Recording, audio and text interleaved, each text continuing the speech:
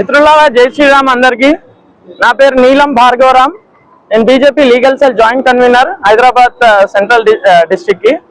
అయితే ఈరోజు విషయం ఏంటంటే, మన కాంగ్రెస్ ప్రభుత్వం తెలంగాణ రాష్ట్రంలో సోషల్ మీడియాకి సంబంధించి లేదా ఆన్లైన్లో ప్రభుత్వాన్ని ప్రశ్నించే ధోరణితోటి ఎవరైతే వీడియోస్ పోస్ట్ చేస్తున్నారో వాళ్ళ మీద ఎఫ్ఐఆర్లు రిజిస్టర్ చేస్తున్నారు. అయితే అదే తెలంగాణ రాష్ట్ర ప్రభుత్వం పోలీసు ఉన్నతాధికారులు ఒక విషయంలో గుర్తుపెట్టుకోండి, హైకోర్టు కొన్ని గైడ్ లైన్స్ ఇచ్చింది, సుప్రీంకోర్టు హైకోర్టు ఇచ్చిన గైడ్ లైన్స్ ని కూడా సమర్థించింది. సోషల్ మీడియాకి సంబంధించి కేసులు రిజిస్టర్ చేసే ముందు మీరు ఫాలో అవ్వాల్సిన ప్రొసీజర్ ని ఫాలో అవ్వకుండా కేవలం ఎఫ్ఐఆర్ చేసే అధికారం మాకున్నది అనే ఒక నియంతృత్వ ధోరణితోటి ఏదైతే ఎఫ్ఐఆర్లు చేస్తున్నారో అవి చెత్తబుట్టకి పరిమితం అయ్యే పరిస్థితి ఈరోజు తెలంగాణలో ఉంది.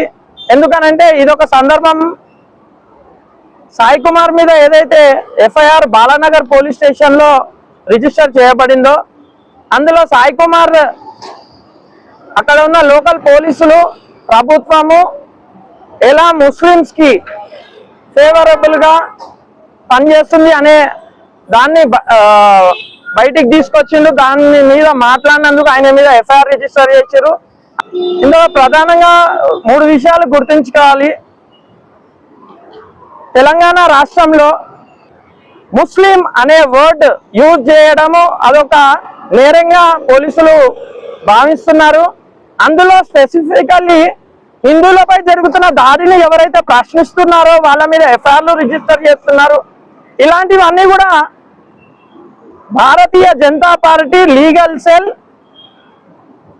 ఓనర్షిప్ తీసుకొని మరి ఇలాంటి ఫేక్ ఎఫ్ఐఆర్స్ ని హైకోర్టులో ఫైల్ చేసి, ఇలాంటి చట్టబద్ధత లేదు, ఇవి క్రిమినల్ అఫెన్సెస్ కాదు, వీటిని హైకోర్టులో కొట్టివేస్తారు. సాయి కుమార్ మీద కూడా పెట్టిన ఎఫ్ఐఆర్ ని రోజు కొట్టివేయడం జరిగింది. మేము ఈ కాంగ్రెస్ ప్రభుత్వానికి ఒకటే హెచ్చరిస్తున్నాము, బీజేపీ లీగల్ సెల్ భారతీయ జనతా పార్టీ కార్యకర్తలు కానీ హిందూ సంస్థలకి అనుబంధంగా ఉన్న సంస్థల్లో పనిచేస్తున్న కార్యకర్తలకు కానీ భారతీయ జనతా పార్టీ అండగా ఉంటుంది.